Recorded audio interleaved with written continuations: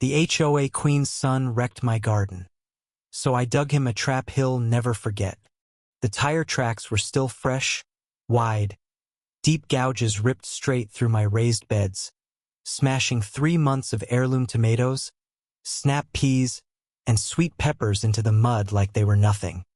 I stood there in my rain boots, coffee going cold in my hand, staring at the destruction, and I already knew whose son had done it. I called Diane Whitmore, HOA president, self-appointed queen of Maplewood Estates, and before I could finish describing the damage, she laughed. Not a polite laugh, not an uncomfortable one. A real, dismissive laugh, the kind that tells you exactly where you stand.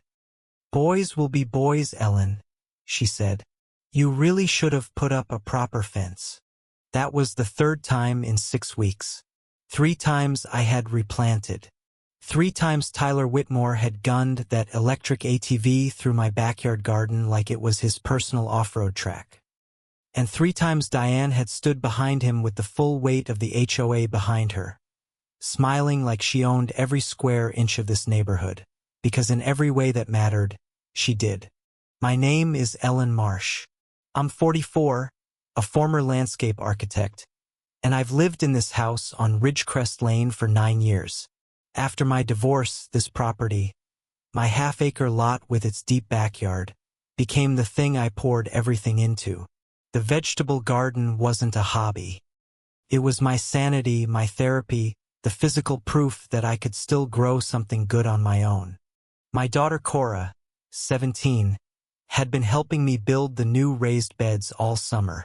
We'd spent weekends hauling topsoil, testing pH levels, stringing up trellises. My neighbor Mr. Osei from 2 doors down called it the prettiest backyard on the street. It ran along the back fence, well away from the common path, well within my property lines. Nobody had any reason to be back there. Nobody except Tyler Whitmore, who had every reason not to be. Diane Whitmore had been HOA president for 7 years running. In a neighborhood of 63 homes, she ran the association like a small empire. She had a nose for violations, mismatched mailbox colors, non-approved holiday lights, lawn grass a 1/4 inch too tall, and she wielded the fine structure like a personal weapon. People feared her. A few worshipped her. Most just stayed out of her way. I had tried to stay out of her way. For years I paid my dues, attended the annual meeting, smiled at the block parties. I never complained when she rejected my pergola application twice on aesthetic grounds, even though the Hendersons had an identical one approved in a single week. I let it go. That's what you do in a neighborhood like this, you pick your battles. Tyler was 16 and had been driving that ATV around the common green since last spring. Diane had gotten the HOA board to approve recreational vehicle use on designated green spaces. A rule she'd written herself, interpreted herself, and enforced herself to mean wherever Tyler felt like riding. Most of the designated green space happened to border my back property line. The first incident happened in early June. I heard the engine before I saw the damage. A high whine cutting through my Saturday morning, followed by a crash and the sound of Cora shouting from the yard. Tyler had clipped the corner of my easternmost bed, snapping 2 tomato cages and uprooting a row of basil. He didn't stop. He just looped back toward the green.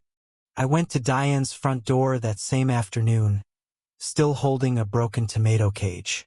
She answered in a silk blouse and reading glasses, looked at the cage, then looked at me with the practiced patience of someone who has never once believed she owed an apology.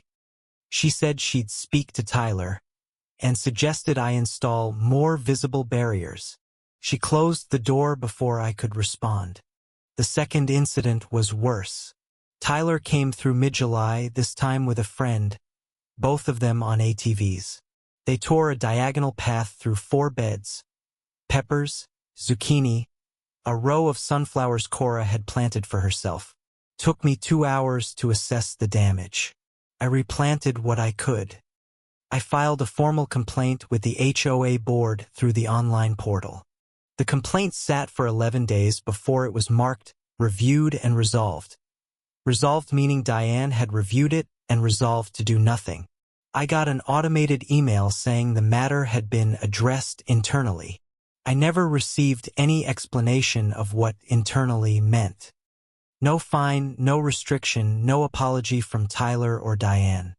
I called the non-emergency police line after the second incident. An officer came out, walked the property, nodded sympathetically. He explained that since Tyler was operating the ATV on what he believed to be a designated common area adjacent to my property, it was a civil matter, a property damage issue between me and whoever was responsible. He suggested small claims court. I filed that day. Diane found out about the small claims filing within 48 hours. I don't know who told her. Maybe the board treasurer, maybe someone she'd pressured into keeping her informed.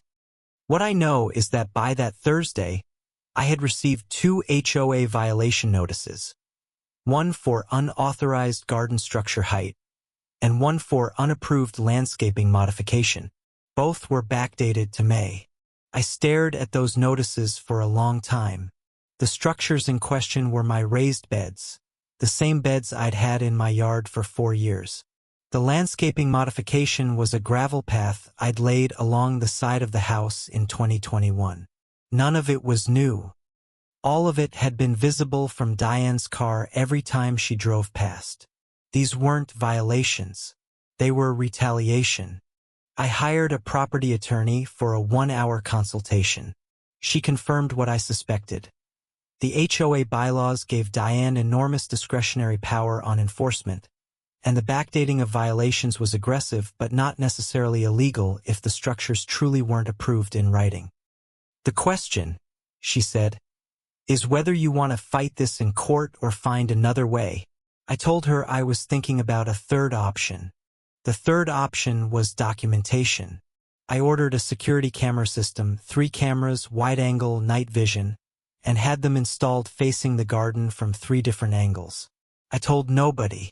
Not Cora, not Mr. Osei, not my attorney. I just installed the cameras, pointed them at the beds, and waited. I also started keeping a detailed log. Timestamps, photos, written descriptions of every interaction with Diane and every piece of HOA correspondence. I bought a dedicated notebook for it.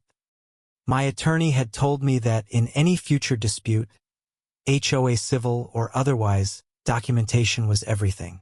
I intended to have documentation so thorough it would be impossible to ignore. A neighbor 2 streets over, a quiet woman named Peggy Hartwell, texted me out of nowhere in late July. "I've been watching what Diane's doing to you," she wrote. "She did the same thing to the Nguyen's on Birchwood before they sold. I still have some of the emails. Let me know if they'd help." I didn't respond right away. I filed her message carefully in the back of my mind. What Peggy's text told me was that I wasn't the first. That was important. Not because it made me feel better, it didn't, but because it meant there was a pattern. Patterns were provable. Patterns were the kind of thing that mattered to judges, to city councils, to newspapers. I didn't know yet exactly how I'd use that pattern, but I knew I would. The third incident happened on a Sunday morning, the 14th of September. I was inside making breakfast when I heard the engine. By the time I got to the back door, Tyler had already completed 1 full pass through the garden. He was looping back for a second. I watched him do it. My cameras recorded every second. When he finally sped off toward the green, I walked out into the wreckage and stood there for a long time, very still, looking at what was left. Cora came outside and stood beside me. She didn't say anything for a minute. Then she said, "Mom, we can't keep replanting." I looked at her. 17 mud-spattered sneakers, her sunflowers all gone again, and I felt something shift inside me. She was right. We couldn't keep replanting. It was time to stop reacting and start acting. That afternoon I drove to the county extension office and spoke with the agricultural advisor there, a man named Dennis Gruber. I told him I was planning to expand my composting operation and asked about livestock waste management on a residential lot. He was helpful and thorough. He gave me a pamphlet. He did not ask why I was asking. I drove home with the pamphlet in my passenger seat and a plan beginning to form in my mind. By that evening, I had the basic structure of it mapped out. It would take time, probably 4 to 6 weeks to set up properly. It would require some physical labor. It would need to look completely natural, completely accidental, completely like something that had been there for a different reason. And it would need to work exactly once. One shot. I had to be patient. The week after the third incident, Diane called a special HOA meeting. I found out about it from the email blast agenda item, backyard garden structures and neighborhood aesthetic standards. She had specifically put my garden on the agenda without telling me she was doing so, without listing my name, but everyone on Ridgecrest Lane knew. 3 neighbors texted me about it before noon. I attended the meeting. It was held in the community room at the front of the development. Folding chairs arranged in neat rows, fluorescent lights humming overhead. Diane stood at the front in a blazer, a printed agenda in hand, flanked by the board treasurer Gary Fitch and the board secretary Roberta Ewan. I sat in the third row. I brought my notebook. Diane opened by presenting what she called a growing concern about non-compliant landscaping structures that may pose safety and aesthetic risks to surrounding properties. She had printed photos, good photos, high resolution, taken from multiple angles. She'd been in my backyard, or someone had. My raised beds were displayed on a projector screen like evidence in a trial. I raised my hand. Diane pretended not to see it for 2 full minutes. When she finally acknowledged me, I stood and said calmly that the structures in the photos had been in place for 4 years, that I had documentation of HOA in action during that period, and that I was curious whether safety risk had any specific meaning she could define for the record. The room got very quiet. Diane smiled. It was the smile of someone who has been practiced in the art of making people feel stupid. "Ellen, we're not here to have a debate," she said. "We're here to ensure the community standards we all agreed to when we moved in." She moved on to the next agenda item before I could respond. I wrote down exactly what she said, word for word, in my notebook. After the meeting, Gary Fitch caught me in the parking lot. He was a heavy-set man in his 50s, and he had the look of someone who wanted to say something he hadn't been given permission to say.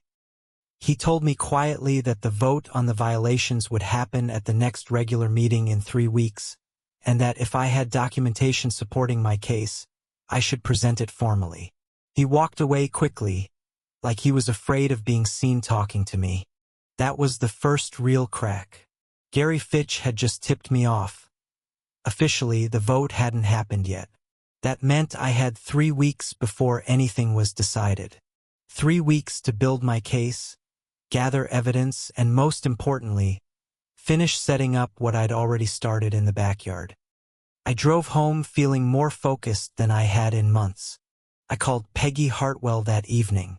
She answered on the second ring, and I could hear the relief in her voice, like she'd been waiting for this call. She sent me 17 emails over the following 2 days.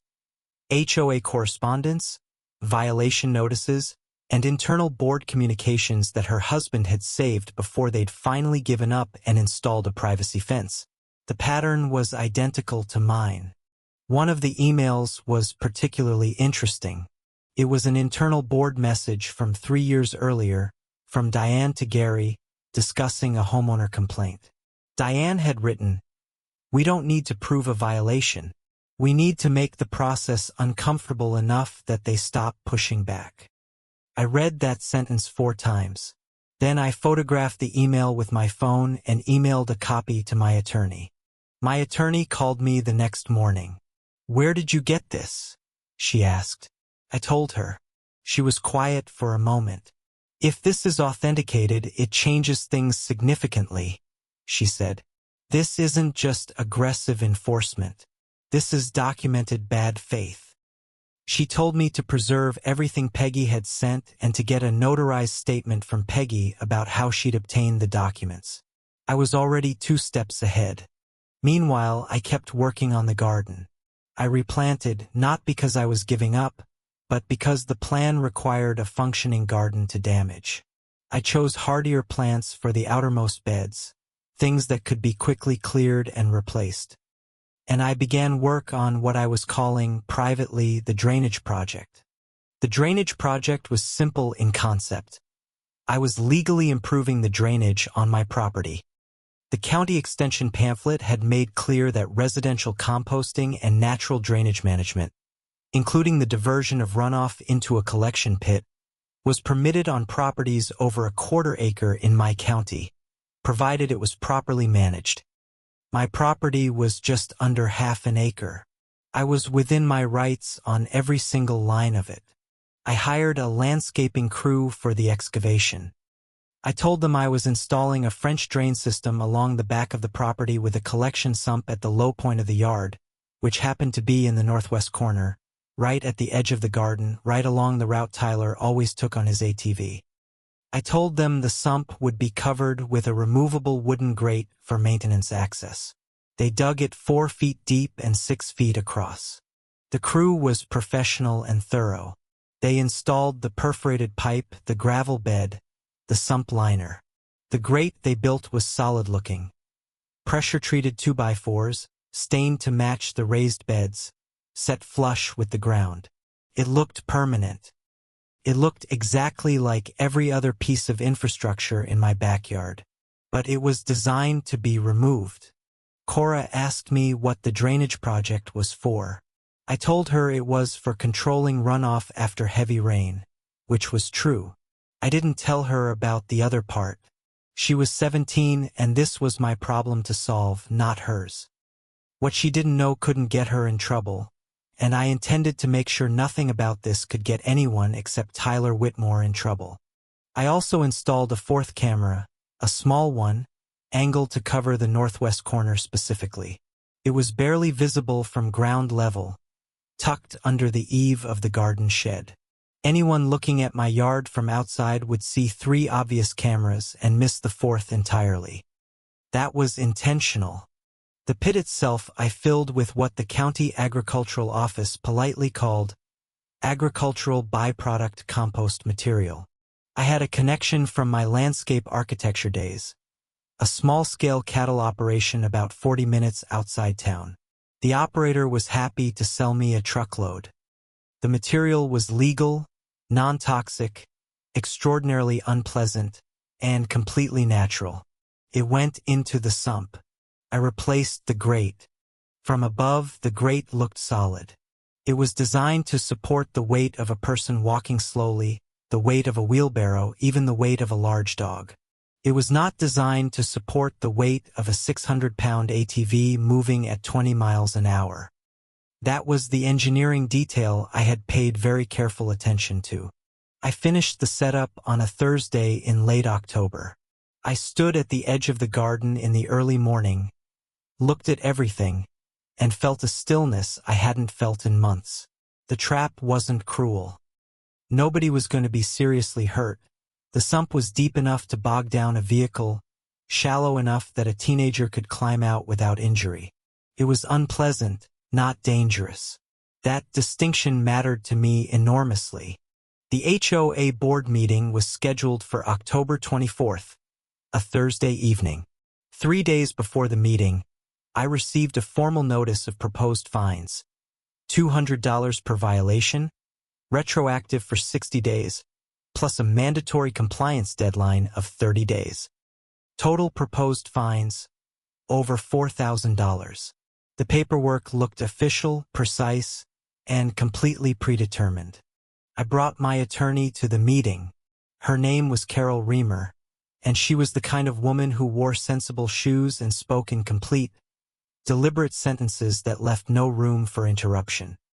When we walked in together, I watched Diane's expression shift, just briefly, just a flicker of recalculation, before she reassembled her smile. She hadn't expected me to have legal representation. Carol presented our documentation first. The 4 years of HOA meeting minutes with no record of any complaint about my garden structures. A signed statement from Mr.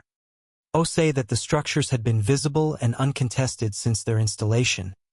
Peggy's notarized statement with the internal HOA emails attached, and my camera footage from all 3 ATV incidents with timestamps. She laid it out like a deposition, calm and precise. Diane tried to interrupt twice. Carol acknowledged her politely both times and continued. Gary Fitch was writing things in a small notepad. Roberta Ewan had stopped looking at Diane and was staring at the table. I watched them and said nothing. I had practiced saying nothing. It was the hardest thing I'd ever practiced. The key moment came when Carol read aloud the internal board email. Diane's email to Gary, the one about making the process uncomfortable enough that they stopped pushing back. The room went completely silent. Even the 2 homeowners sitting in the back row, who had come for entirely unrelated agenda items, went still. Diane's voice was perfectly controlled when she spoke. "That email is taken out of context," she said, "and I question whether it was obtained legally." Carol nodded thoughtfully. "That's an interesting concern," she said, "and one we'd be happy to explore in a deposition, along with the rest of the board's communications from the past 3 years. The silence that followed was a different kind of silence, the kind that means something has shifted. The board tabled the vote on my violations. Not canceled, tabled, which meant the fight wasn't over. But the vote that Diane had clearly expected to be a formality, a quick punishment rubber-stamped by her loyal board, had instead turned into a liability. I walked out of that meeting having won nothing official and feeling the momentum change for the first time. Diane caught me in the parking lot afterward, alone. She was still composed, but there was something behind her eyes that hadn't been there in the community room. "You're making this a lot more complicated than it needs to be," she said quietly. I looked at her for a moment. "I didn't make it complicated," I said. "I just stopped pretending it was simple." I got in my car. Carol called me the next morning. She said she'd spoken with a colleague who specialized in HOA law and that the internal email, combined with the pattern of retroactive and retaliatory enforcement, gave us a reasonable basis for a bad faith complaint to the state HOA regulatory board. "It's not fast," she said, "but it creates a formal record that follows her." I told her to file it. 2 things happened in the week after the board meeting. First, Tyler Whitmore rode his ATV through my garden a 4th time. Not in a full-throttle rampage this time, slowly, deliberately, in what felt like a message.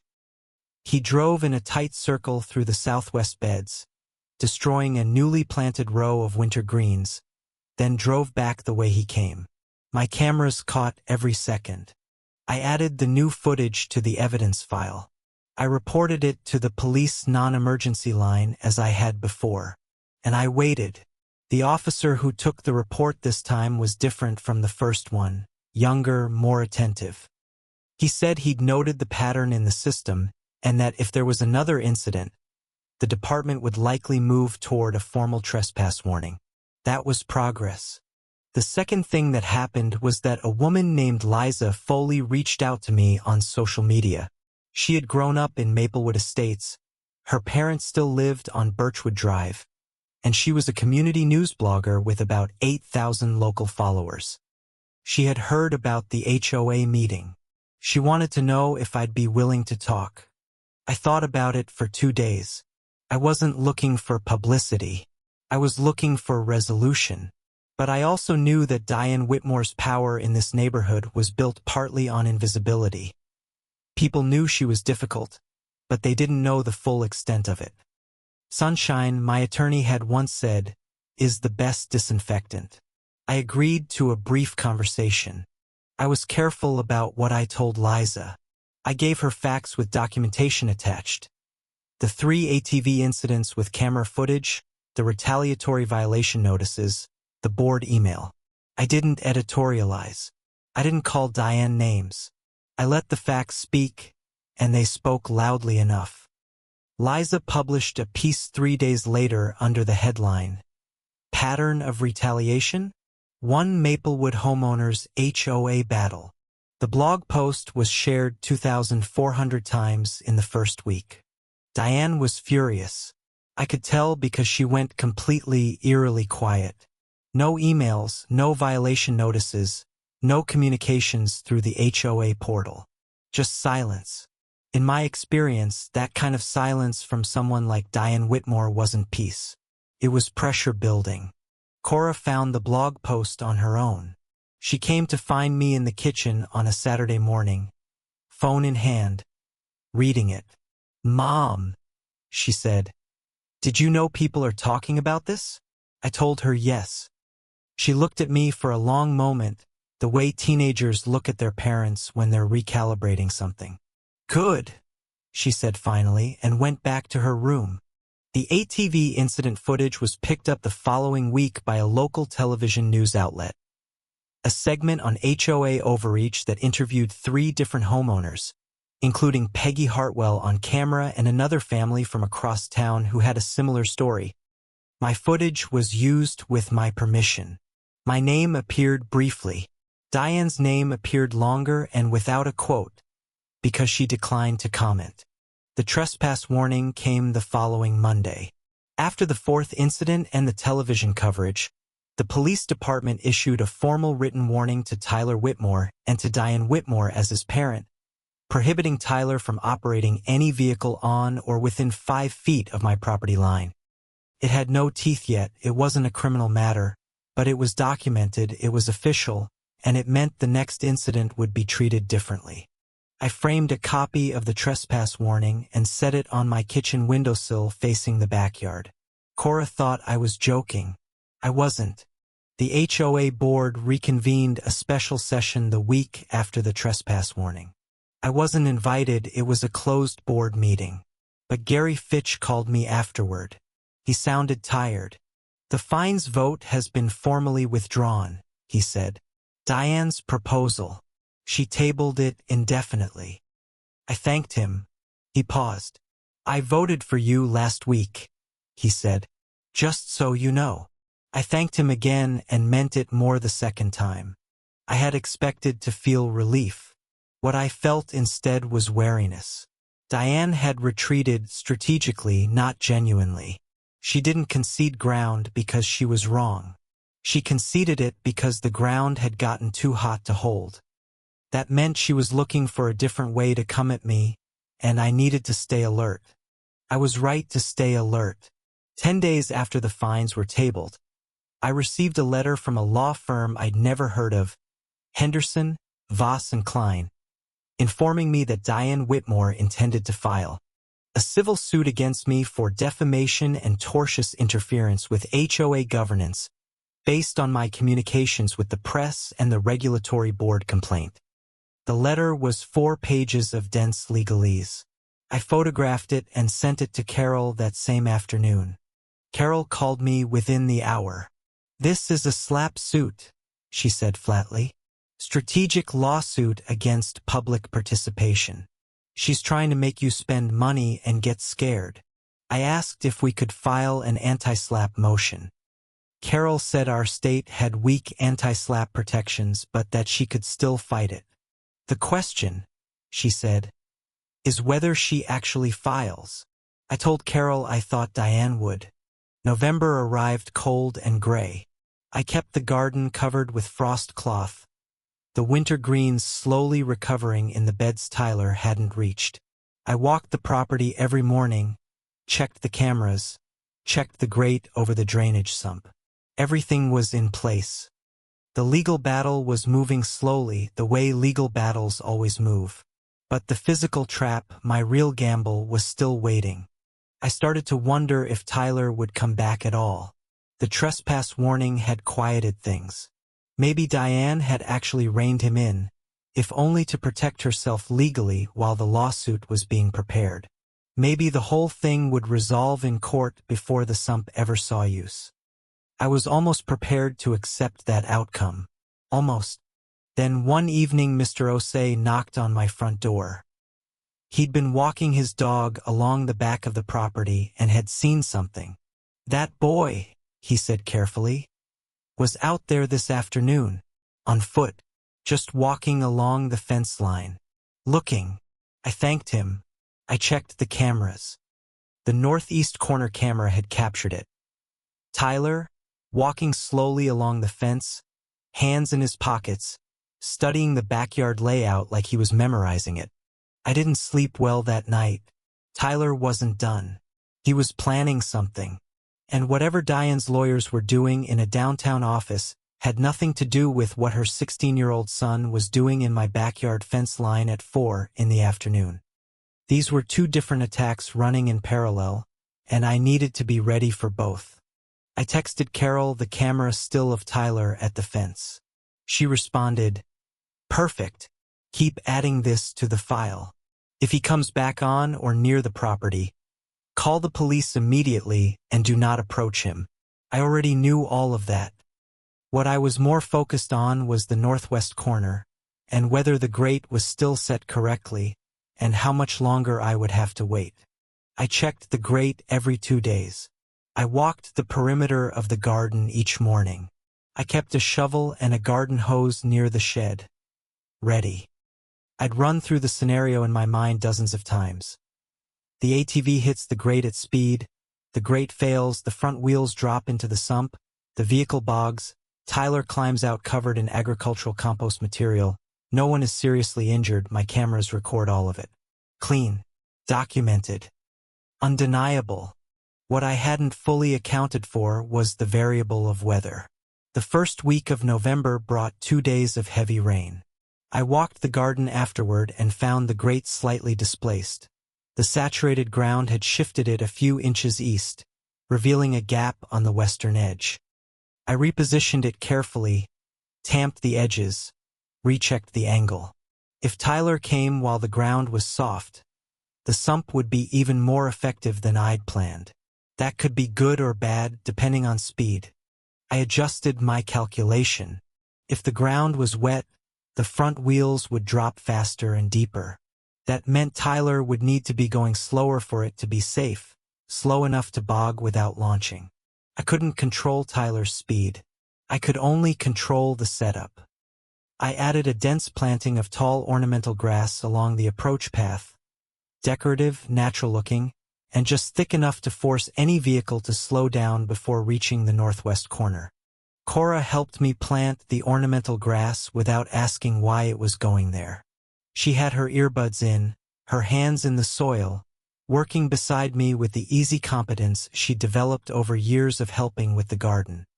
I watched her and felt a complicated love, part pride, part guilt for dragging her into the orbit of all of this, part absolute certainty that I was doing the right thing. The lawsuit from Henderson, Voss and Klein was officially filed on November 9th. Carol confirmed receipt and began preparing our response. The anti-SLAPP motion was weak in our state, but she had another strategy. A counterclaim for property damage, harassment, and HOA bad faith, supported by the regulatory complaint we'd already filed and the footage from all 4 ATV incidents. "We're going to make this expensive for her," Carol said. "That's the best tool we have on the legal side." I understood. The legal battle was a war of attrition, and Diane had more resources than I did. But she also had more to lose: 7 years of HOA power, a reputation in the community, and now a documented pattern of retaliation that was becoming public knowledge. Money could fund a lawsuit. It couldn't unwrite the blog post or the news segment or the regulatory filing. Those were already out there. The night before Thanksgiving, I got a text from an unknown number. It read, "She's telling people you dug a trap to hurt Tyler. She's going to try to use it against you legally before anything happens." I stared at the message for a long time. Then I replied, "Who is this?" The answer came back 2 minutes later. Gary Fitch, the HOA board treasurer, texting me from a personal number to warn me. That was the second crack, bigger than the first. Gary Fitch was supposed to be Diane's man. He'd been on the board under her tenure for 5 of her 7 years. And here he was, texting me warnings at 9:30 on a Wednesday night, the night before a holiday. Something had shifted for him. I didn't know yet what it was, but I filed it carefully in the back of my mind, the way I filed everything. I thought about what Gary's warning meant for the plan. Diane knew about the drainage sump or suspected it. She was framing it preemptively, building a narrative about malicious intent before anything happened. That was smart. It was also potentially fatal to my legal position if Tyler drove into it and she could claim I'd set a booby trap designed to injure someone. I needed to be able to prove that every element of the drainage system was legitimate, permitted, and installed for legitimate reasons. And I could. Every receipt, every permit, every contractor's invoice was in my files. Thanksgiving came and went quietly. Cora and I ate at my sister's house across town, and I deliberately did not talk about Diane Whitmore or the HOA or the drainage sump. We watched football. We ate pie. For one afternoon, I was just a mother at the table, not a woman running a calculated campaign against her neighborhood's most powerful resident. It was a good afternoon. The day after Thanksgiving, I came home to find a formal notice taped to my front door. The HOA was conducting a property compliance inspection of all lots on Ridgecrest Lane, scheduled for December 5th. The notice listed the items to be inspected. My drainage installation was specifically named, described as recently installed modification of unknown compliance status. Diane moved fast. I called the county permitting office first thing Monday morning and confirmed what I already knew. My drainage installation had been permitted correctly and passed a final inspection. I requested a copy of the permit and inspection records, which arrived by email within the hour. I printed 4 copies. I also called Dennis Gruber at the county extension office and asked if he'd be willing to provide a brief written statement about the agricultural appropriateness of composting sumps on residential properties. He said yes without hesitation. The HOA compliance inspection happened on December 5th as scheduled. 2 people I'd never seen before showed up, inspectors hired by the board, not Diane herself, which told me she was being careful about optics. I met them at the door with a folder containing the county permit, the final inspection record, the contractor's invoice, and Dennis Gruber's written statement.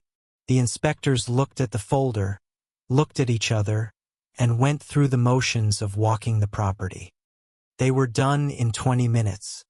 3 days after the inspection, I received the report. No actionable violations identified. Drainage installation confirmed permitted and code compliant. Carol filed that report immediately into our counterclaim documentation. Another data point. Another brick in the wall we were building around Diane's narrative of arbitrary power.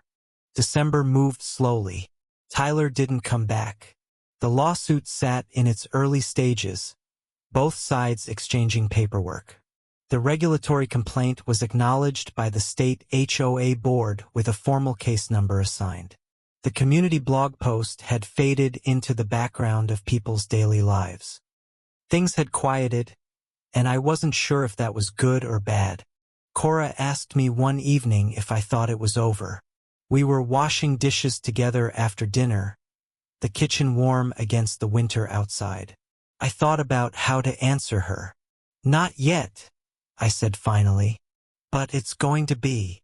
She handed me a bowl to dry. "I believe you," she said. That was enough. A week before Christmas, Liza Foley published a follow-up piece on her community blog. She had obtained, through a public records request, the full correspondence between the HOA and the county over the past 3 years. The records showed that Diane had attempted to contest permits for 5 different homeowners' landscaping projects while simultaneously accelerating approval for her own fence expansion and her son's ATV garage addition in the HOA-managed storage area. The pattern was clear and documented. The piece went wide. The follow-up piece hit differently than the first one. The first had been personal, one homeowner's story.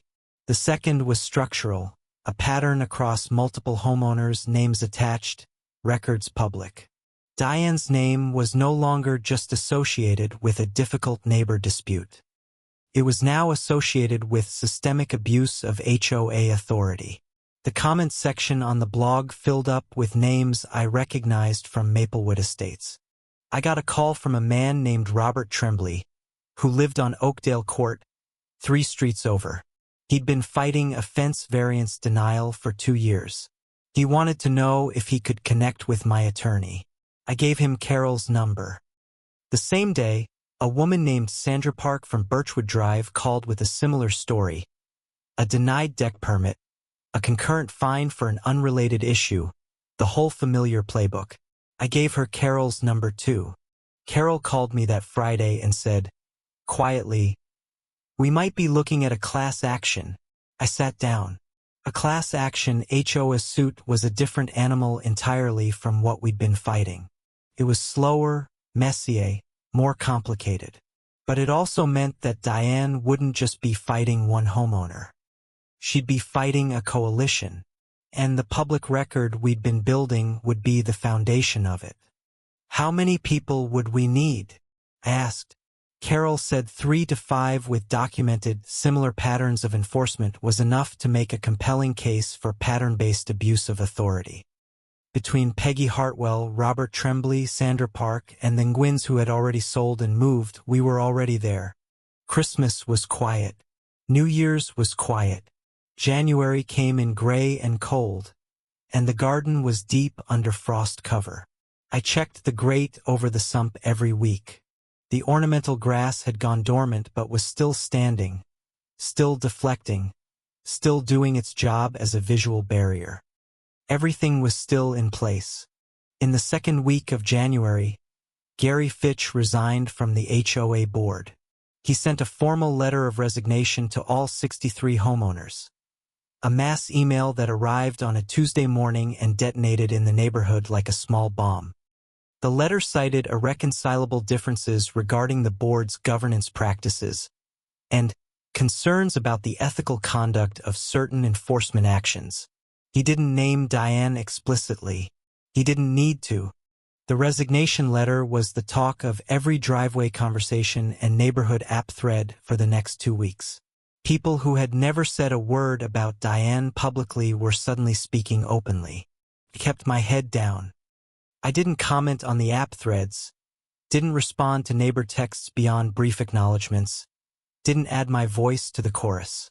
This wasn't the moment to perform. It was the moment to prepare. Roberta Ewan, the board secretary, resigned a week after Gary. Her letter was briefer, just 3 sentences, citing personal reasons. But the timing made its meaning clear. 2 of 3 board members gone inside of 2 weeks.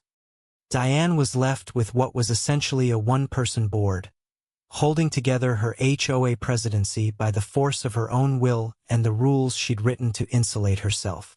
The bylaws required that board vacancies be filled by election within 60 days. Diane managed the process of announcing elections in a way that felt deliberately complicated. The notice was sent on a Saturday afternoon. The deadline for candidate submissions was 12 days later, and the notice itself buried the submission instructions in the 4th paragraph of a densely worded email. I noticed all of that. I read everything Diane sent 3 times. I submitted my name as a board candidate. So did Mr. Osei. So did Robert Tremblay, despite living 3 streets over. He met the residency requirements comfortably. Liza Foley wrote a piece about the elections. Neighborhood interest in the HOA board, which had historically been so low that Diane often ran unopposed, was suddenly intense. During the campaign period, if you could call 12 days a campaign, I focused on one thing: showing up. I walked the neighborhood. I knocked on doors briefly and without pressure. I brought a 1-page summary of the issues I cared about: transparent enforcement, written approval processes, and appeals mechanism. Simple, factual, without rhetoric. People opened their doors. People signed the paper. Diane counter-campaigned with a mailer, a glossy, full-color mailer describing her 7 years of community improvements and her vision for a thriving Maplewood Estates. It listed things like repaved speed bumps and the installation of a new mailbox post at the main entrance. It did not mention the regulatory complaint, the lawsuit, or the resignations. It arrived in 63 mailboxes the day before the election period closed. The election was held online over a 48-hour window in early February. I checked the results when they posted. I had received 41 votes.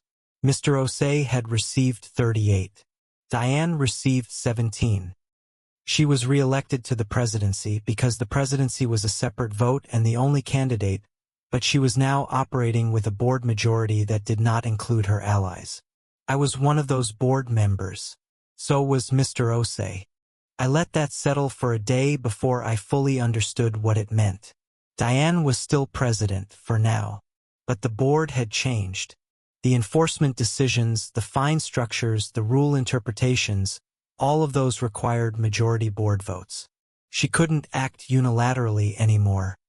I had taken a structural piece of her power away. Not all of it. Not yet.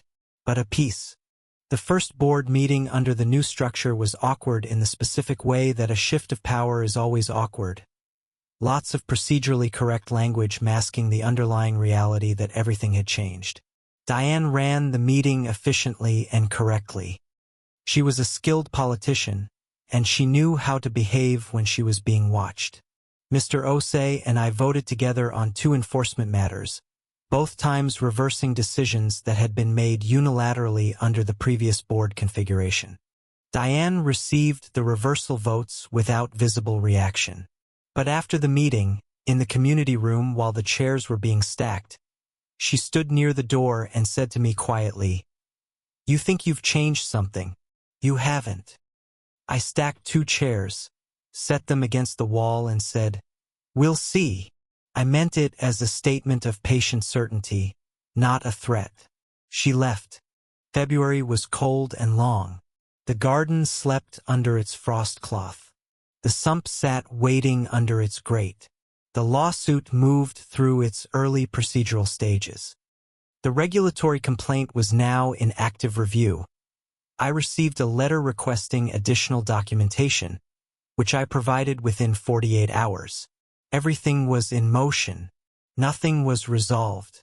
I started sleeping a little better. Not because the danger was past, it wasn't, but because I had tools I hadn't had before. The board seat gave me visibility into HOA operations I'd never had. The documentation strategy was solid. The legal position was sound. And the drainage sump was still there, perfectly placed, perfectly legal, perfectly patient. March came in warm. An early warmth, the kind that makes everything in a garden twitch awake ahead of schedule. I pulled the frost cloth back from the outer beds and found things already pushing up. Chives, kale, the garlic I'd planted in October. The garden was resilient. I'd always loved that about it. Cora and I spent a Saturday in early March cleaning up the beds, adding compost, turning the soil. We talked about her college applications, 3 schools, 2 good shots, 1 reach. She talked about wanting to study environmental science. I talked about nothing important, just being beside her in the garden in the early spring, the way I had every year since she was small. I had almost begun to think Tyler was done. It had been over 4 months since his last incident. The trespass warning, the media coverage, Diane's own legal exposure, all of it should have been enough to keep a 16-year-old on his ATV away from my property. I checked the cameras less frequently. I checked the grate only once a week. I was starting to breathe. On a Saturday in mid-March, at approximately 10:20 in the morning, I heard the engine. I was in the kitchen. The sound was unmistakable, that particular high-pitched electric whine of Tyler's ATV, coming from the direction of the common green. I went still. My coffee cup was in my hand. I set it down very carefully on the counter and walked to the back door without hurrying. Through the glass I could see Tyler at the back fence line. Not on the green anymore, but through the gate, inside the common perimeter, the ATV idling while he scanned the garden. He had a friend with him, a boy I didn't recognize. They were talking and gesturing toward the northwest corner. I did not go outside. I did not call out to them. I went to my phone, already pulled up the police non-emergency number, and dialed. While the line rang, I watched through the door glass. Tyler revved the engine once, twice, the way he always did before a run, like a small ceremony of aggression. The dispatcher answered. I gave my name and address, stated there was an active trespass occurring in violation of a documented police trespass warning, and gave a description of the vehicle and operator. The dispatcher said an officer was in the area and would respond in 10 to 15 minutes. I acknowledged, stayed on the line, and watched. Tyler came through the fence gap in the northeast corner, the same entry point he always used, the one the trespass warning specifically named. He came in at moderate speed, looping wide around the first set of beds. The friend stayed outside the fence, watching. Tyler made one wide pass, then turned toward the northwest corner. My breath caught. The ornamental grass. He hit the ornamental grass at about 15 miles per hour, slower than his usual run, the tall dormant stalks forcing him to brake slightly, just as I had calculated. He navigated through it, slower still, heading for the northwest corner where the garden ended and the drainage sump began. The grate held for approximately half a second after the front wheels crossed it. Then the right front wheel caught the compromised western edge, the one-eyed repositioned after the rain, and the grate gave. The front end of the ATV dropped hard into the sump. The back end reared up, the engine screamed, and then the whole vehicle came to a sudden, grinding, deeply unpleasant stop, nose down in 4 feet of legally composted agricultural material. Tyler went forward over the handlebars and landed in the sump. He didn't fall hard. The deep, semi-solid material slowed him. He went in up to his waist, which was exactly where the physics said he would go. He was not hurt. He was, however, comprehensively covered in cattle compost from the waist down, and absolutely incandescent with fury and disgust. I watched from the back door for 2 more seconds, long enough to confirm Tyler was standing and mobile. Then I opened the door and walked out to the edge of the garden. The smell hit me at 10 yards. Deep, agricultural, extraordinary. Tyler was struggling to climb out of the sump, his feet sliding in the muck. His ATV was nose down at a 30-degree angle, half submerged. "Are you hurt?" I called across the garden. He looked up at me with an expression I can only describe as pure, unadulterated shock. He hadn't expected me to be watching. He probably hadn't expected me to be calm.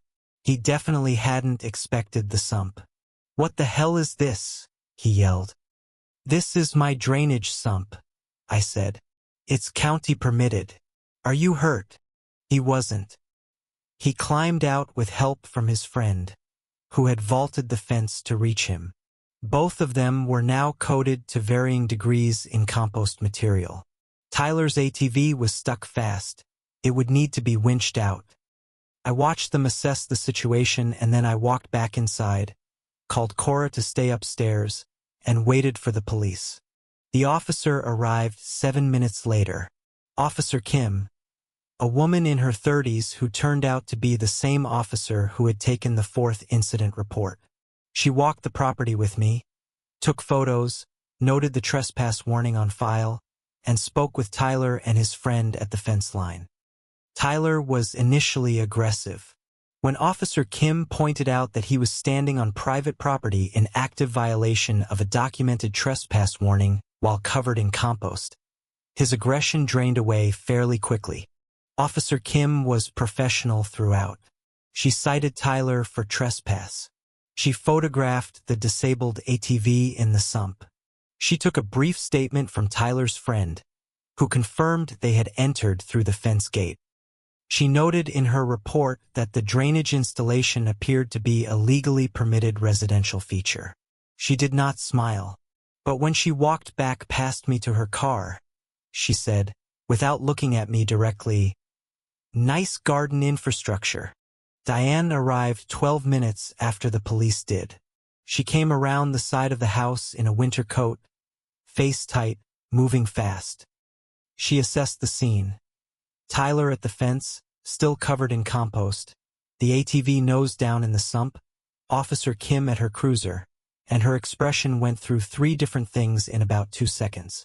Then she looked at me. "What did you do?" she said. I kept my voice level. "I installed a permitted drainage system on my own property. Your son drove his ATV through my garden in violation of a police trespass warning and drove it into the sump." I paused. "Are you asking what he did?" Diane looked at Tyler. Tyler looked at the ground. Officer Kim came back to where we were standing. She addressed Diane directly. "Ma'am, your son has been cited for criminal trespass. The vehicle will need to be recovered by a licensed tow service. The homeowner's drainage installation has been confirmed as code compliant. Do you have any questions about the citation?" Diane opened her mouth. Then she closed it. "I want to speak with your supervisor," Diane said. Came out reflexively, the first line of every HOA president's script. Officer Kim nodded politely. "You're welcome to call the non-emergency line and request a supervisor review. The citation number is on the paperwork I'll issue momentarily." She went back to her car and started typing. Diane stood very still in my garden. Cora appeared in the doorway of the back porch. I hadn't told her to stay upstairs. I'd asked her to, which was different, and she had chosen not to. She stood there taking it all in. Tyler at the fence, the ATV in the sump, Diane in the winter coat, Officer Kim in the cruiser. Her expression was unreadable for a moment. Then she caught my eye and gave me the smallest nod I've ever received. I nodded back. The ATV recovery took most of the afternoon. A tow truck came, the operator assessed the situation with professional neutrality, and the vehicle was winched out using ground anchors, and a lot of swearing from Tyler's friend, who'd volunteered to help, came out looking like it had been born in that sump. The operator said the motor was likely seized. He said it without sympathy. While all of this was happening in my backyard, Carol called. She'd already heard. Liza Foley had posted about the incident on the community blog within 20 minutes of it happening, sourced from 3 different neighbors who had watched from their back windows. "You're about to get a lot of phone calls," Carol said. "Don't talk to anyone except me about the specifics. The permit documentation, that's your armor. Keep it on." I kept it on. I declined 3 media calls that afternoon, referred everything to Carol, and spent the rest of the day inside with Cora watching movies and trying to feel something simpler than what I was feeling. It was too complicated to be satisfaction. It was something quieter, the particular stillness that comes after a very long wait. Diane sent 1 email that evening. It was brief and perfectly controlled. "I intend to pursue all available legal remedies." I forwarded it to Carol without responding. Carol forwarded it to the file we'd been building for 8 months without comment. It joined everything else in the stack, every violation notice, every board email, every camera frame, every receipt from every permit and contractor. The stack was very tall by now. The next morning, the community blog post had over 6,000 shares. The local TV station that had covered the HOA story in November called again. This time they wanted to do a full segment, 15 minutes, sit down with footage. I called Carol. Carol said yes. I said yes. The segment aired 4 days later. It was thorough and well-produced. It included the camera footage from all 5 ATV incidents, the audio of my 911 call from the 5th incident, an interview with Officer Kim about the trespass process, and a brief segment on the regulatory complaint and the HOA class action that Carol was now formally organizing. Diane's attorney provided a statement describing the drainage sump as a deliberately hazardous installation. Carol's on-camera response was 3 sentences. The installation is fully permitted by the county. The vehicle entered private property in active violation of a documented trespass warning. Every element of this story has documentation attached. 3 days after the TV segment, the state HOA regulatory board issued a preliminary finding in my case. Pattern of retaliatory enforcement identified. Full investigation to proceed. It was not a final ruling. It was not a punishment. But it was official, documented, state-level recognition that what Diane Whitmore had been doing was wrong. I read the findings 6 times. Diane resigned as HOA president on a Wednesday morning in late March. There was no announcement, just a brief email to the board stating that, due to personal commitments, she was stepping down effective immediately. By the time most homeowners saw the email, it was already posted on the community blog with Liza Foley's analysis. By noon, it had been picked up by a regional news outlet. The resignation wasn't an admission of wrongdoing. Diane was careful, everything Diane did was careful. But the timing, the day after her attorney received our full counterclaim documentation, 2 days after the regulatory board's preliminary finding, left no room for interpretation. She had calculated, as she always calculated, and the calculation had come out unfavorably for her. So she moved. The Henderson, Voss, and Klein lawsuit was withdrawn the following week. No explanation given. Carol said that was typical. SLAP suits often dissolve when the opposition proves too organized and too expensive to fight. She spent money to scare you, Carol said. It didn't work. Now she's cutting losses. I didn't feel triumphant. I felt tired in a way that wasn't entirely unpleasant. The HOA board met in emergency session to address the presidential vacancy. Under the bylaws, the position defaulted to the board chair until a special election could be held. The board chair was now Mr. Osei. I watched him run that first meeting methodical, fair, slightly formal, deeply decent, and felt something that I can only call hope, in a specific and practical sense. The class action continued to move forward. Carol now had 7 homeowners with documented complaints spanning 5 years. The regulatory board's full investigation had officially opened. These weren't my battles anymore. They were bigger than me, carried by more people, documented in official records that would outlast whatever Diane did next. I had handed them off carefully, and they were in good hands. A woman I'd never spoken to, a homeowner on the far end of Birchwood Drive named Marguerite Chun, left a pan of brownies on my porch with a note. The note said, "Thank you for not being quiet." I stood on my porch holding the brownies and the note and looked out at the early spring neighborhood, the still bare trees, the frost-heaved driveways, the windows lit yellow in the early evening. I felt it then, the specific, hard-won satisfaction of a thing done right. Cora ate 3 of the brownies before dinner and did not apologize for it. April came in with rain, and the garden came back to life the way it always does. Quietly, irreversibly, faster than you expect. I replanted the northwest beds last, working slowly around the drainage sump, which I had now marked with a small painted border stake and a weather-resistant sign that read Drainage Infrastructure. County permit on file. I had my attorney's suggestion. Make the visibility of the legal legitimacy as obvious as possible. The regulatory board's full investigation was underway and moving. They had subpoenaed 4 years of HOA board communications, emails, meeting minutes, enforcement logs. I knew this because Carol had received a courtesy notification. I also knew it because Gary Fitch, who had agreed to cooperate with the investigation, called to let me know. He sounded lighter than I'd ever heard him. "I should have done this sooner," he said. "I know," I said, "but you did it." Diane had not sold her house. I half expected her to. People with her particular pride sometimes flee when they lose the power that sustained them in a place. But she was still there on Ridgecrest Lane, still driving past my property twice a day on her way in and out of the development. I didn't look when her car passed. I tended my garden. Tyler had not been charged criminally. The trespass citation was a civil infraction, not criminal.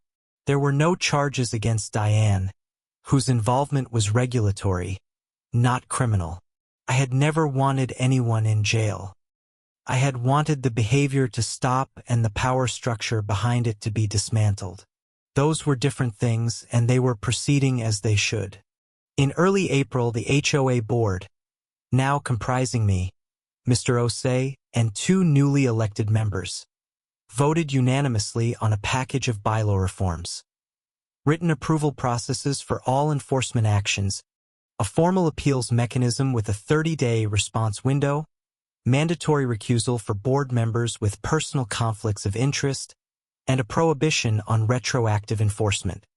I wrote the first draft of 3 of those 4 provisions.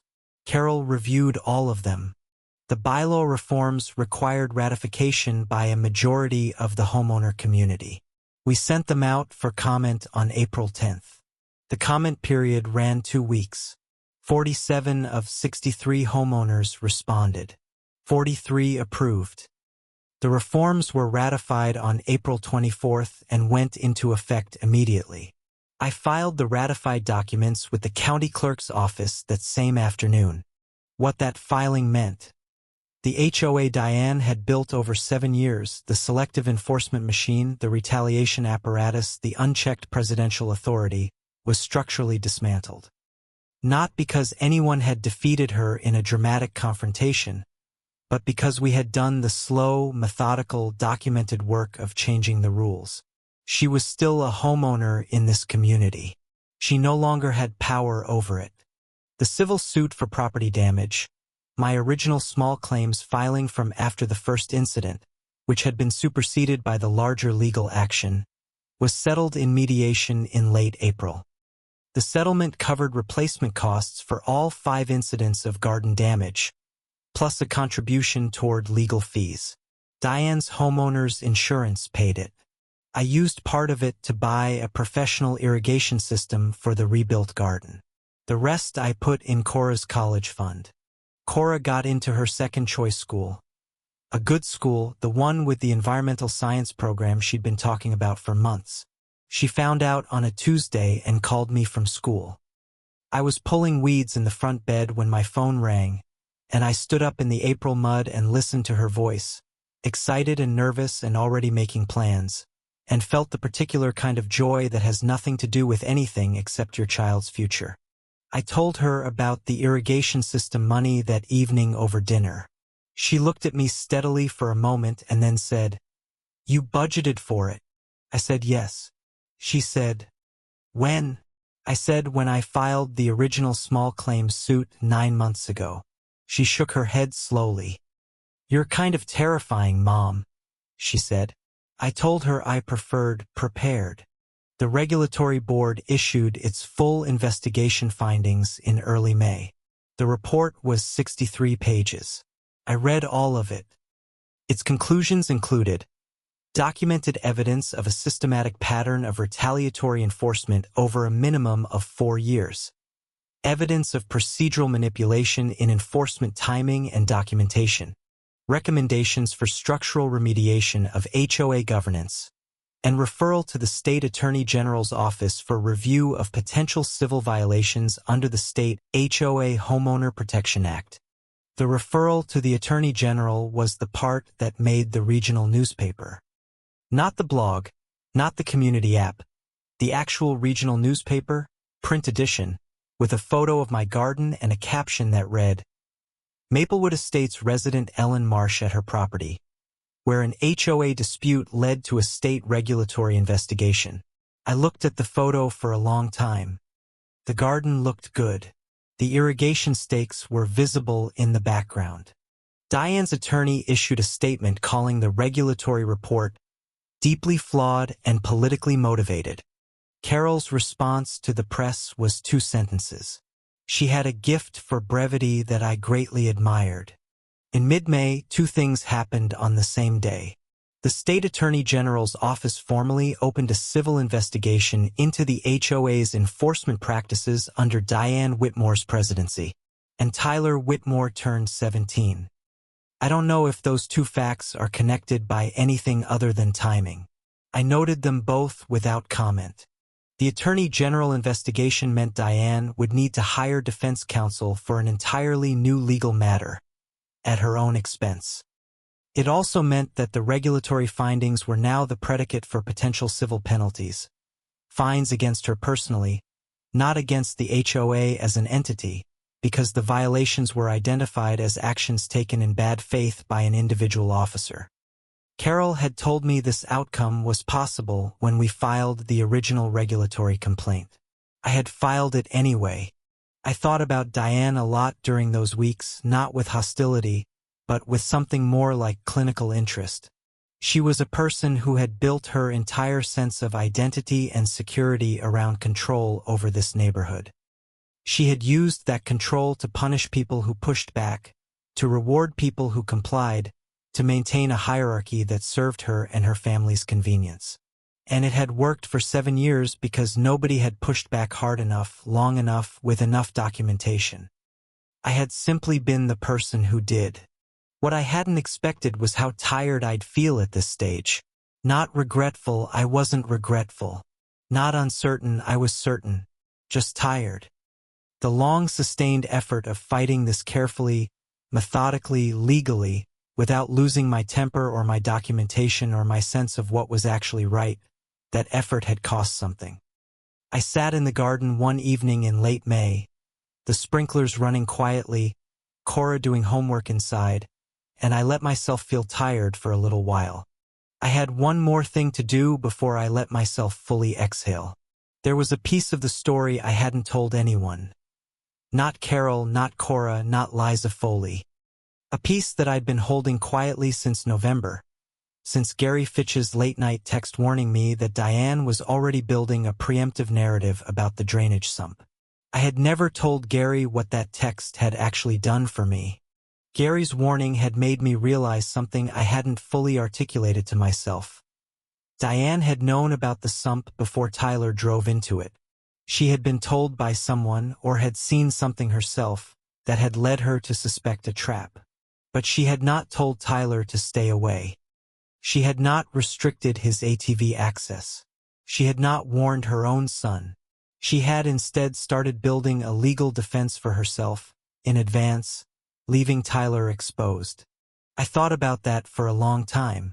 A mother who, when she suspected her son might be heading toward a dangerous situation she could have prevented, chose instead to prepare her own legal position. I didn't say this publicly. I didn't use it legally. There was nothing to use. No crime had been committed. Tyler wasn't seriously hurt. And a mother's private calculations weren't a matter for any court or regulatory body.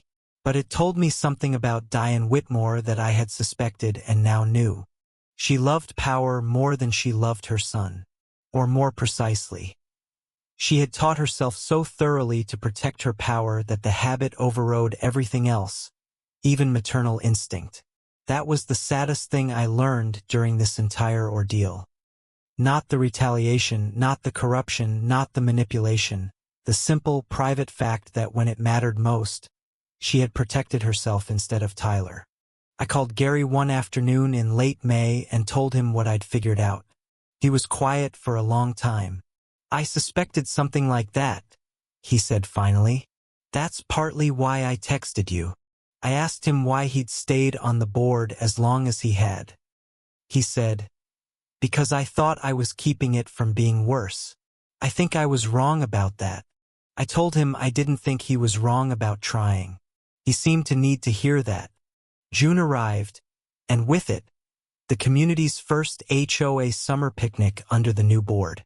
Mr. Osei organized it. He had a gift for community that I lacked and genuinely admired. It was held on the common green on a Saturday afternoon. Folding tables, grills, kids running through sprinklers someone had set up at the edge of the grass. I brought a salad made entirely from my garden. It was the first time in almost a year that I'd been in a large group of my neighbors without feeling like a defendant. Diane did not attend the picnic. I noticed her absence without surprise and without satisfaction. She had lived on Ridgecrest Lane for 12 years, and she had somehow managed to make herself unwelcome at a party in her own neighborhood. That was a particular kind of loneliness that I didn't wish on anyone, but I also wasn't responsible for creating it. She had built that isolation herself, one retaliation notice at a time. The class action lawsuit was formally filed in county court on June 9th. 7 plaintiffs, 4 years of documented violations, a regulatory investigation already on the record, and an attorney general inquiry as backdrop. Carol had structured the complaint carefully, not overreaching, not theatrical, just methodical and complete. I read the complaint from first page to last. My name was first in the plaintiff list. I signed my section in the coffee shop around the corner from Carol's office. Signing the complaint felt different from everything else. The cameras, the documentation, the regulatory filing, the board seat, those had all been defensive and strategic. The signature on the class action was something else. It was an assertion that what had happened to me, and to the others, was wrong in a way that deserved formal redress. It was the moment where I stopped managing a situation and started demanding accountability. I drove home from Carol's office through the neighborhoods I knew, the wide streets, the tidy lawns, the brick facades of Maplewood Estates appearing through my windshield as I turned onto Ridgecrest Lane. 9 years I'd lived here. I'd planted things in this soil, raised my daughter in this house, fought for this ground. It was mine, all of it, in every way that mattered. The Attorney General's civil hearing was scheduled for the 3rd week of June. It was a formal administrative proceeding, not a criminal trial. Diane faced civil penalties and potential injunctive relief, not jail time. But it was public, it was recorded, and it was happening. The investigator assigned to the case, a woman named Deputy AG Sandra Okafor, had been thorough and systematic. She had every document we'd filed, every email from Peggy Hartwell, every camera frame from every incident. Carol prepared me for the possibility of testifying. She said I might be called as a witness by the AG's office, not as a party, just as a witness to documented events. I said I was ready. I had been ready for months. I had the notebook, the files, the timestamps. I had the permit. I had everything. On the morning of the hearing, I dressed carefully. Not formally, but deliberately. Dark slacks, a blue blouse, sensible shoes. The same kind of care I'd given to every HOA board meeting, every police report, every court filing. Consistency of presentation had been part of the strategy from the beginning. I was always the same person, making the same claims with the same documentation. That consistency was part of what made me credible. The hearing was held in a county administrative building downtown, a conference room with a long table, a court reporter, and Deputy AG Okafor at the head. Diane was there with 2 attorneys, Henderson of Henderson, Voss and Klein, and a second attorney I didn't recognize. Carol sat beside me. Gary Fitch sat 3 seats to my left, there to testify. Peggy Hartwell was in the row of chairs along the wall. Several of the other class action plaintiffs were there too. Diane looked exactly as she always looked. Composed, well-dressed, projecting the particular authority she'd spent 7 years constructing. But in the fluorescent light of an administrative hearing room, surrounded by people she had wronged, with a deputy attorney general sitting across from her and 63 pages of regulatory findings on the table, she looked smaller than she had behind the podium at any HOA meeting. The room had its own power, and it wasn't hers. Deputy AG Okafor opened the hearing with a summary of findings. She spoke for 20 minutes without stopping, her voice level and precise. She described the pattern of enforcement. She quoted from Diane's internal email about making the process uncomfortable enough that they stopped pushing back. She described the backdated violation notices, the retaliatory timing, the systematic disparate treatment of homeowners who challenged HOA decisions. She named names, cited dates, referenced document numbers. Diane's lead attorney objected 4 times during the opening summary. Each time, Okafor acknowledged the objection and continued. She had done this before. The objections didn't land anywhere. They dissipated in the fluorescent light and left Diane's attorney looking like someone who had brought the wrong tools to the wrong job. Gary Fitch testified first among the witnesses. He was nervous initially. His hands were on the table, not folded, just flat and still, like he was steadying himself. He answered every question directly and completely. When Okafor asked him about the internal email, he confirmed without hesitation that it reflected Diane's governing philosophy throughout his time on the board. He said, "She used the enforcement process the way someone uses a fly swatter, not to address real violations, to deal with people she found annoying." I heard Diane's pencil tap once on the table at that. Just once. Then nothing. Peggy Hartwell testified next. She was quieter than Gary, smaller voice, slower pace, but she was precise.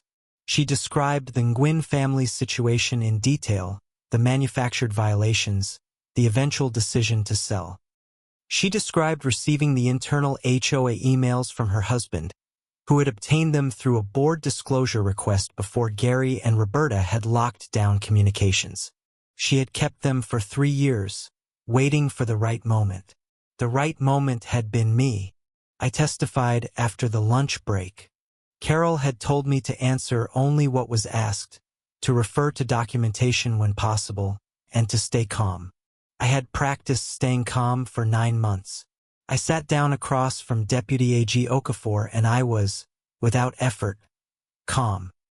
I described each of the 5 ATV incidents.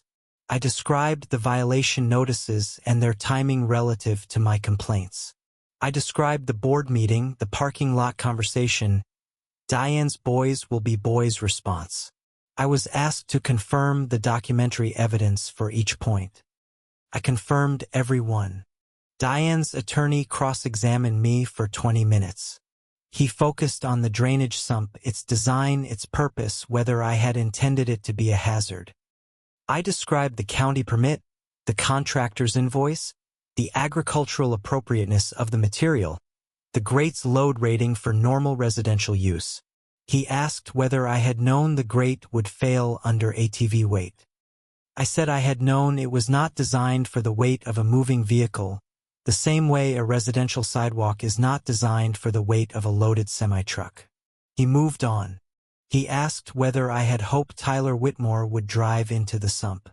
I said, I hoped the documented trespass warning would be respected and that my garden wouldn't be destroyed again. When it wasn't, the drainage system functioned as installed. He looked at me for a moment, recalibrating. Then he said he had no further questions. Carol gave me the smallest nod as I returned to my seat. I had said nothing that wasn't true, nothing that wasn't documented, nothing that couldn't be verified. That was the standard I'd held myself to for 9 months. I held it here. Diane's attorney made a closing argument that lasted 40 minutes. He characterized Diane as a diligent HOA president who had made some procedural errors under pressure from an organized campaign of defamation by a small group of homeowners. He said the drainage sump represented a potential public safety risk. He said the regulatory standards cited in the findings were vague and inconsistently applied. He said his client had served her community for 7 years with dedication and was being unfairly targeted. I watched Diane while her attorney spoke. She was still contained, her expression professionally neutral. I wondered what it was like to sit in that room and hear yourself described that way, the heroic version, the dedicated servant, the unfairly persecuted, while the people you had wronged sat 6 feet away with 63 pages of documented evidence on the table. I wondered if she believed it. Couldn't tell. Deputy AG Okafor issued a preliminary ruling from the bench. which was unusual and signaled the strength of the evidence.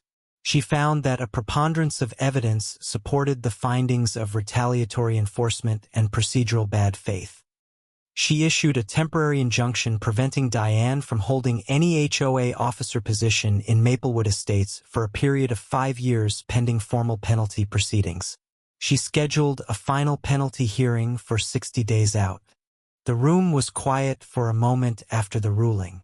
Then Diane's lead attorney began a sentence about appeals, and Okafor held up a hand and said the timeline was set and he could submit any appeals in writing to the case file. He stopped. Diane didn't move. Outside the administrative building, in the parking lot, standing in the June sunshine, I took my first full breath in 9 months. Carol stood beside me checking her phone. Peggy was talking to 2 of the other plaintiffs near the door. Gary was smoking a cigarette on the far side of the lot, which I had not known he did but which seemed completely appropriate for the moment. I called Cora.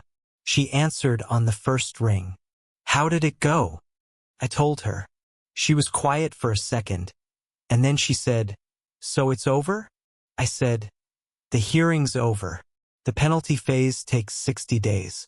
But the injunction is immediate." Another pause. Then, "Mom, come home. I'll make dinner." I said I would. I meant it. The drive home was ordinary. Traffic, stoplights, a school bus blocking an intersection for 2 minutes. Ordinary was exactly what I needed. I drove through Maplewood Estates and turned onto Ridgecrest Lane and pulled into my driveway and sat in the car for a moment with the engine off, looking at my house. The front beds where I'd replaced the heirloom roses after Diane had cited them 2 years ago for unapproved color variation, which had not been a real rule. Everything I had done for 9 months had been to get back to this. My house, my garden, my daughter inside making dinner, the ordinary afternoon. I had not done it for justice in some grand abstract sense. I had done it because I wanted to be left alone in my own yard, and because no one had the right to take that from me, and because when someone tries, you have to be willing to do the slow, unglamorous work of fighting back. I went inside. Cora had made pasta. We ate at the kitchen table with the back door open to the evening garden. The sprinklers cycling through their last round of the day, the new kale dark green in the last light. It was a completely ordinary dinner. It was the best dinner I'd eaten in 9 months. 3 days after the hearing, Diane Whitmore listed her house. The listing went up on a Thursday morning. I saw it on the neighborhood real estate app before most people noticed. For bedrooms, updated kitchen, established community with active HOA. That last part made me set my phone down on the counter for a moment. Then I picked it back up. The news of the listing spread through the neighborhood app within the hour. Reactions were mixed. A few expressions of sad surprise, more of quiet acknowledgement, some that were barely even that. Liza Foley wrote a brief blog note without editorializing. I did not comment anywhere. This was her choice to make, and it was made, and I had nothing to add to it. What I did think about, briefly and without satisfaction, was the specificity of the loss she was choosing.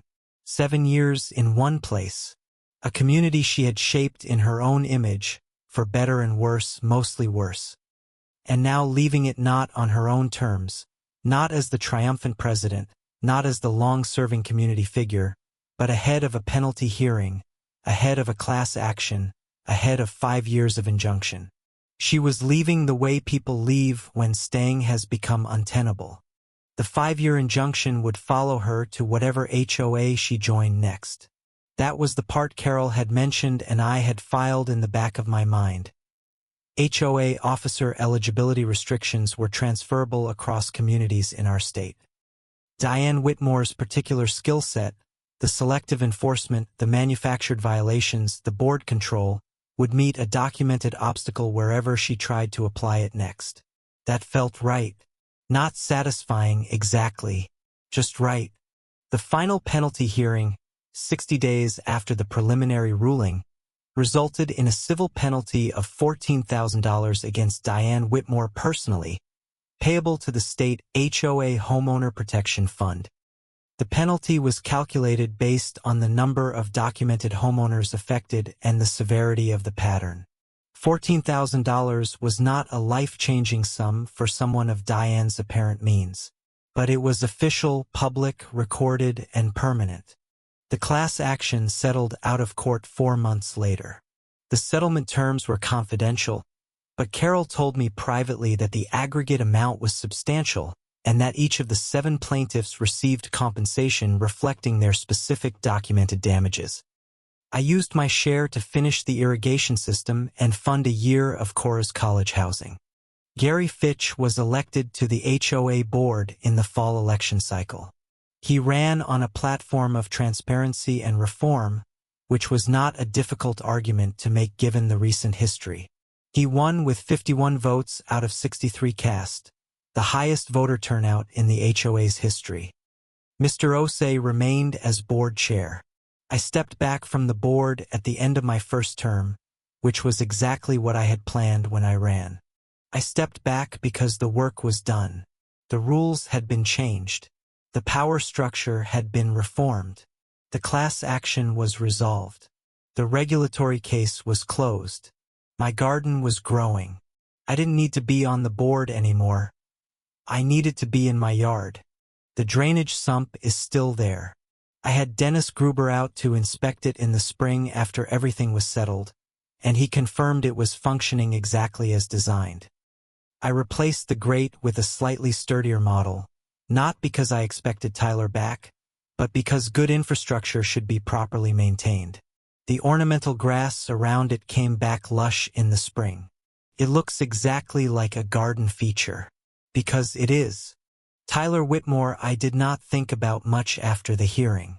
He was 16 when this started and 17 when it ended. Whatever he learned from watching his mother's methods, her choices, and their consequences, that was between him and whatever he would become. I was not angry at a teenager. I was finished with his mother's power over my life. Cora left for college in August. I helped her move into her dorm. 3 trips from the car, a borrowed cart, 2 other families in the hallway doing the same thing. We set up her room, bought a shower caddy from the campus store, ate terrible dining hall pizza for dinner. When I drove home, I cried for 40 minutes on the highway, which is the correct and only appropriate response to taking your daughter to college. The house was quiet that first week. I walked the garden every morning the way I always had, but slower, with no particular urgency. I pulled weeds that weren't quite weeds. I watered things that didn't quite need watering. I was learning the shape of a new kind of ordinary. One morning in early September, I found a monarch butterfly on the kale, just sitting there, wings slowly opening and closing in the morning light. I stood very still and watched it for a long time. It didn't mean anything. It was just a butterfly on a plant I'd grown from seed. But I stood there anyway, in my yard that was mine, in the garden I had defended and rebuilt and refused to give up, and I let myself just be there for a while. The heirloom tomatoes came in strong that September, the best yield I'd had in 3 years. I put up 14 quarts of sauce and gave 4 of them to Mr. Osei, who called me the next day to say his wife had asked for the recipe. I gave it to him without hesitation. That's what you do with things that grow well. Hậu quả, 5 đoạn. Diane's house sold in November. I know this because the new owners introduced themselves. A young couple, early 30s, a baby in a carrier on one of them. They had done their research. They knew about the HOA reform. They'd read the regulatory report. They had deliberately chosen Maplewood Estates after the governance changes. They asked me about the neighborhood. I told them the truth. It was a good place with good people, and the rules now meant what they said. They seemed pleased. The civil penalties against Diane were paid within the deadline. The Attorney General's office confirmed closure of the case. The class action settlement funds were distributed. The HOA board under Mr. Osei and Gary Fitch operated through its first full year without a single retaliatory enforcement action.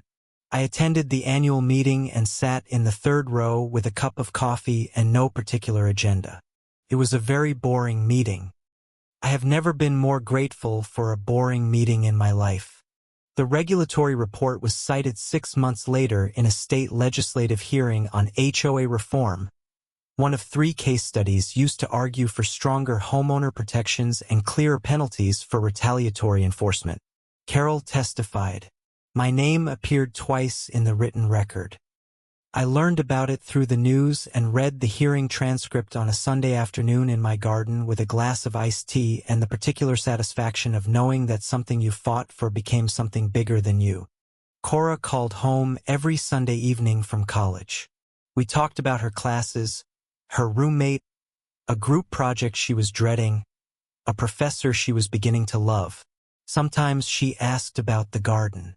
I always had something to report. The garden was always growing. I went back to landscape architecture work part-time in the spring, consulting mostly small residential projects, the kind of work I'd stepped back from when things with Diane had become all-consuming. My first client was a woman from a neighboring town who wanted to establish a kitchen garden. I spent an afternoon at her property, walking the lot, reading the soil, thinking about what would grow well there. It felt like coming home to something I'd almost forgotten I knew how to do. The thing about growing things is that it requires a very specific kind of faith, not blind faith, not passive faith, but the active practice certainty that if you prepare the ground correctly, if you protect what you plant, if you are patient and persistent and refuse to be driven off your own land, eventually things will grow. That is all I did. I prepared the ground. I protected what I planted. I waited, and everything grew. A year after the hearing, I stood in my backyard on a warm June evening, the anniversary of nothing in particular, just a warm June evening, and I looked at what had come back. The tomatoes were staked and climbing.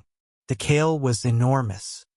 The sunflowers Cora had planted before she left for school were 6 feet tall and blazing yellow in the last light, exactly where Tyler's ATV had flattened them twice before. The garden was more itself than it had ever been. I was more myself than I had been in years. Some fights choose you. You don't go looking for them. You're just in your yard on a Saturday morning with your coffee going cold, and someone decides your ground is theirs to take. And you can let it go, piece by piece, replanting and retreating and telling yourself it's not worth the fight. Or you can decide, this is my ground. I know its soil. I know what it can hold. And I am not moving. I chose not to move. I documented. I permitted. I planted ornamental grass in exactly the right location. I installed a drainage sump that was legal in every line and devastating in exactly one application. I sat on a board I hadn't wanted to sit on, filed regulatory complaints I hadn't wanted to file, testified in hearings I hadn't wanted to testify in. And at the end of it, the person who thought she could use a system to erase me from my own yard discovered that the system, used correctly and persistently, has no patience for people who abuse it. Diane Whitmore bought a house in a community 2 towns over. I know this only because Gary mentioned it once, in passing, the way you mention something that used to be important and isn't anymore. I don't know if she joined that HOA board. I don't know what she's doing. I don't think about her much. I think about the sunflowers.